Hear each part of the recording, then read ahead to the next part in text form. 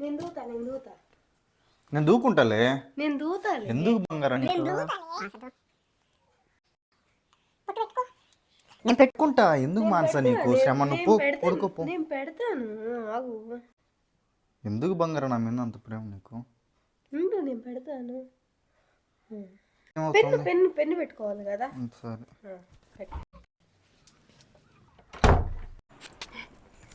మైనారెడ్డి YouTube channel subscribe చేసుకోండి. మానసా మానసా ఏ ఇప్పుడు దాకావా? ఇంట్లో వాటర్ ఇస్తాను. వాటర్ నేను తాగుతలేవా?